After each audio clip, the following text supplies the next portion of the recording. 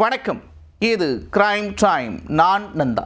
தர்மஸ்தாலாவில் 100க்கும் மேற்பட்ட பெண்களை கொன்று புதைத்ததாக புகாரளிக்கப்பட்டவர் கைது செய்யப்பட்ட சம்பவம் பெரும் பரபரப்பை ஏற்படுத்தியுள்ளது. கர்நாடகாவில் அதிர்வலைகளை ஏற்படுத்திய வழக்கில் உள்ள மர்ம பின்னணி என்ன? கர்நாடகாவில் 2 மாதங்களுக்கு முன்பு பூகம்பத்தை ஏற்படுத்திய சம்பவம் புஸ்வானமாகியிருக்கிறது. பொய் புகாரளித்து அதிர்வலைகளை ஏற்படுத்தியது அம்பலமானதால் சிறப்பு புலனாய்வு குழுவினர் அதிரடி நடவடிக்கையில் இறங்கியுள்ளனர். 17 இடங்களில் தோண்டியும் மனித எலும்புக்கூடு கிடைக்காததால் புகார்தாரிடம் விடிய விசாரணை நடத்தி கைது செய்துள்ளனர். போலி ஆவணங்கள் மூலம் புகாரளிக்க தூண்டியவர்கள் யார்? அவர்களுக்கு பின்னால் உள்ள சதிச்செயல் அம்பலப்படுமா? நடந்தது என்ன? கர்நாடக மாநிலம் தக்ஷண கன்னடா மாவட்டத்தில் உள்ள தர்மஸ்தாலா பகுதியில் மஞ்சுநாதர் கோவில் அமைந்துள்ளது. நேத்ரவதி ஆற்றங்கரையோரம் உள்ள புகழ்பெற்ற இந்த கோவிலில் தூய்மை பணியாளராக பணியாற்றிய ஒருவர் கடந்த ஜூன் மாதம் காவல் நிலையத்தில் புகார் ஒன்றை அளித்தார். அந்த புகார் கர்நாடகாவை கடந்து இந்தியா முழுவதும் பெரும் அதிர்வலைகளை ஏற்படுத்தியது.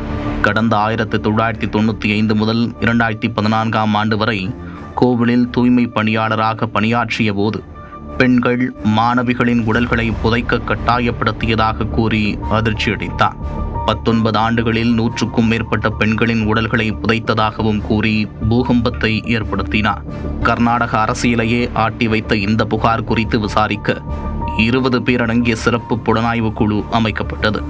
புலனாய்வு குழுவினர் 2 மாதங்களாக தொடர்ந்து தீவிர விசாரணை மேற்கொண்டனர்.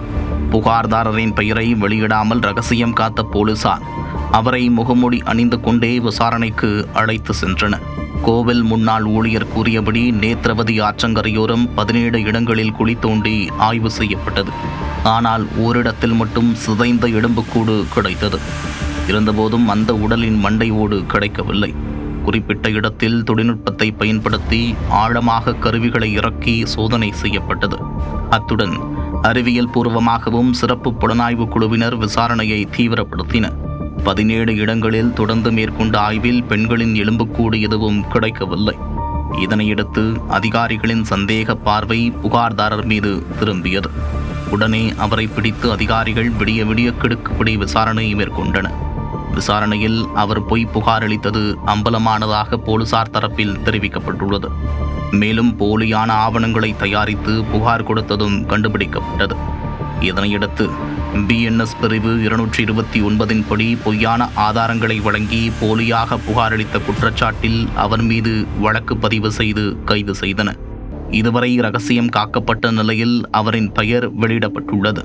போலியாக புகாரளித்த கோவில் முன்னாள் ஊழியர் மாண்டியா மாவட்டம் சிக்கபள்ளியைச் சேர்ந்த 45 வயதான சின்னையா என்பது தெரிவிக்கப்பட்டுள்ளது. இவர் தனியாக பொய் புகாரளித்து அதிர்வலைகளை ஏற்படுத்தினாரா என்று சிறப்பு புலனாய்வு குழுவினர் தொடர்ந்து விசாரணை மேற்கொண்டு வருகின்றனர். அவரை தூண்டிவிட்டு புகாரளிக்க வற்புறுத்தியது யார்?